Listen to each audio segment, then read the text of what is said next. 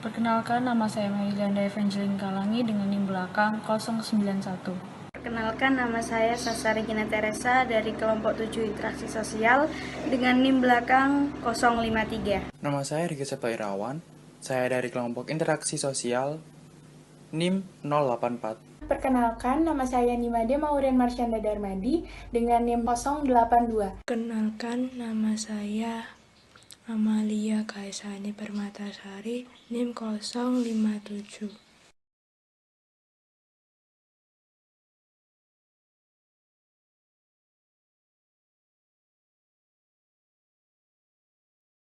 Pada kesempatan kali ini, kelompok 7 akan menjelaskan tentang interaksi sosial, di mana poin-poinnya yaitu definisi interaksi sosial, bentuk-bentuk interaksi sosial, dan faktor-faktor interaksi sosial.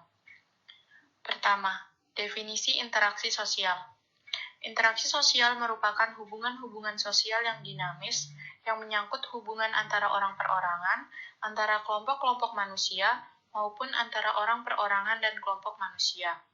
Interaksi sosial antara kelompok-kelompok manusia terjadi antara kelompok tersebut sebagai satu kesatuan dan biasanya tidak menyangkut pribadi anggota-anggotanya.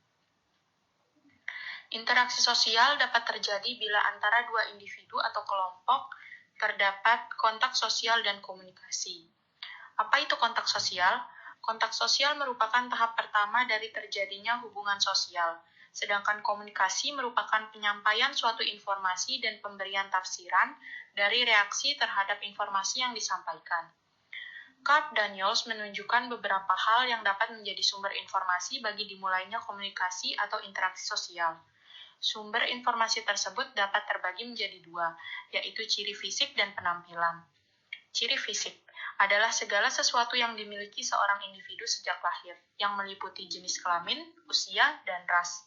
Sedangkan penampilan di sini dapat meliputi daya tarik fisik, bentuk tubuh, penampilan berbusana, dan wacana. Interaksi sosial memiliki aturan, dan aturan itu dapat dilihat melalui dimensi ruang dan dimensi waktu, dari Robert T. Hall, dan definisi situasi dari W.I. Thomas. Hall membagi ruangan dalam interaksi sosial menjadi 4 batasan jarak, yaitu jarak intim, jarak pribadi, jarak sosial, dan jarak publik. Selain aturan mengenai ruang, Hall juga menjelaskan aturan mengenai waktu. Pada dimensi waktu ini terlihat adanya batasan toleransi waktu yang dapat mempengaruhi bentuk interaksi. Aturan yang terakhir adalah dimensi situasi yang dikemukakan oleh W.I. Thomas. Definisi situasi merupakan penafsiran seseorang sebelum memberikan reaksi. Definisi situasi ini dibuat oleh individu dan masyarakat.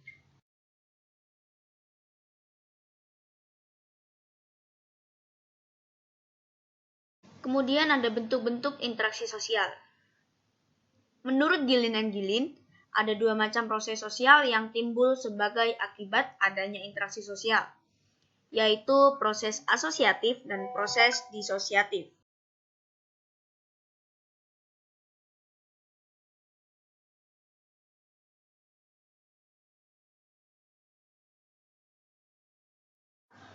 Bentuk proses asosiatif sendiri dibagi menjadi 3, yaitu yang pertama ada kerjasama atau cooperation. Beberapa sosiolog menganggap bahwa kerjasama merupakan bentuk interaksi sosial yang pokok, dan sosiolog lain menganggap bahwa kerjasama merupakan proses utama. Golongan terakhir tersebut memahamkan kerjasama untuk menggambarkan sebagian besar bentuk-bentuk interaksi sosial atas dasar bahwa segala macam bentuk interaksi tersebut dapat dikembalikan kepada kerjasama. Kerjasama di sini dimaksudkan sebagai suatu usaha bersama antara orang perorangan atau kelompok manusia untuk mencapai satu atau beberapa tujuan bersama. Kemudian yang kedua ada akomodasi atau accommodation. Istilah akomodasi dipergunakan dalam 2 arti, yaitu untuk menunjuk pada suatu keadaan dan untuk menunjuk pada suatu proses. Akomodasi yang menunjuk pada suatu keadaan berarti adanya suatu keseimbangan atau equilibrium dalam interaksi antara orang perorangan atau kelompok-kelompok manusia dalam kaitannya dengan norma-norma sosial dan nilai-nilai sosial yang berlaku di dalam masyarakat. Sebagai suatu proses, akomodasi menunjuk pada usaha-usaha manusia untuk meredakan suatu pertentangan, yaitu usaha-usaha untuk mencapai kestabilan.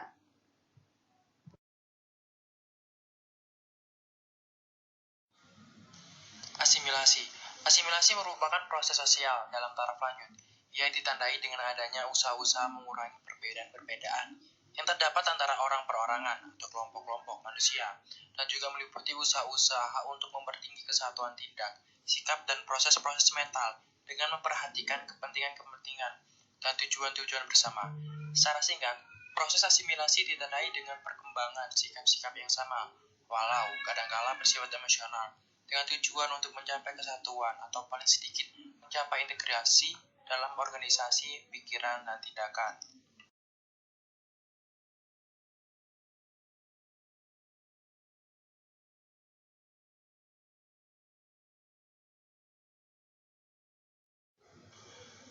Bentuk proses disosiatif dibagi menjadi 3, yaitu persaingan.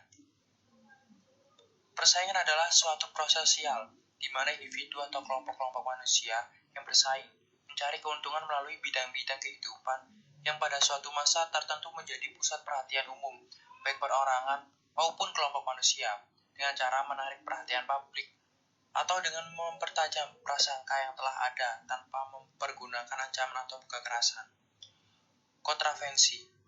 Kontravensi pada hakikatnya merupakan suatu bentuk proses sosial yang berada antara persaingan dan pertentangan atau pertikaian. Kontroversi apabila dibandingkan dengan persaingan dan pertentangan bersifat agak tertutup atau rahasia.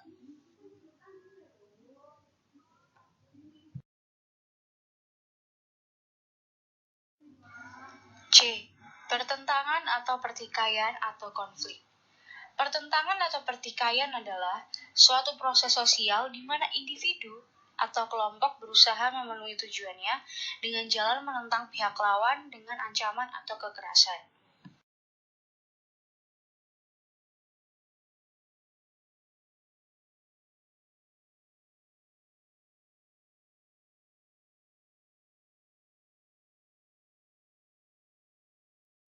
Faktor-faktor interaksi sosial. Menurut Setia Adi, faktor-faktor yang mempengaruhi interaksi sosial ada 4, yaitu faktor imitasi, faktor sugesti, faktor identifikasi, dan faktor simpati. Faktor imitasi. Gabriel Tarde beranggapan bahwa seluruh kehidupan sosial sebenarnya berdasarkan faktor imitasi. Walaupun pendapat ini ternyata berat sebelah, peranan imitasi dalam interaksi sosial itu tidak kecil. Imitasi dapat mendorong individu atau kelompok untuk melaksanakan perbuatan-perbuatan yang baik. Peranan imitasi dalam interaksi sosial juga mempunyai segi-segi yang negatif, yaitu apabila hal-hal yang diimitasi itu mungkinlah salah atau secara moral dan yuridis harus ditolak. Imitasi merupakan suatu segi dari proses interaksi sosial yang menerangkan mengapa dan bagaimana dapat terjadi keseragaman dalam pandangan dan tingkah laku di antara orang banyak. Yang kedua, faktor sugesti. Sugesti dalam ilmu jiwa sosial dapat dirumuskan sebagai suatu proses di mana seorang individu menerima suatu cara penglihatan atau pedoman-pedoman tingkah laku dari orang lain tanpa kritik terlebih dahulu. Sugesti dapat diberikan dari individu kepada kelompok, kelompok kepada kelompok, dan kelompok kepada individu.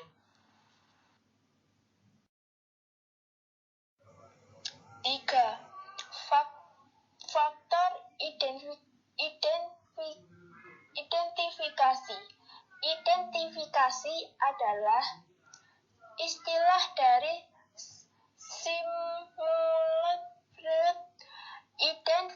identifikasi dalam psikologi, berarti dorongan untuk menjadi identik sama dengan orang lain, baik secara lahiriah maupun batiniah. Di sini kita dapat mengetahui bahwa hubungan sosial yang berhubungan pada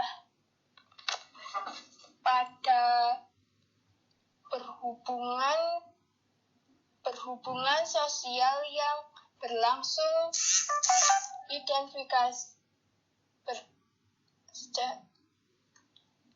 Di sini dapat mengetahui bahwa hubungan sosial yang berlangsung pada identifikasi adalah lebih mendalam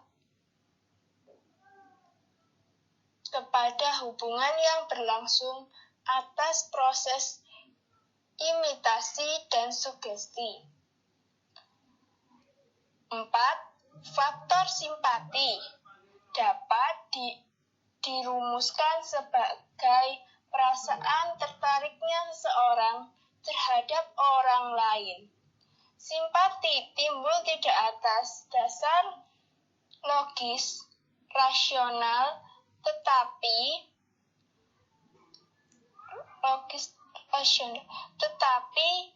berdasarkan penilaian perasaan sebagaimana proses identifikasi akan tetapi berbeda dengan identifikasi timbul simpati.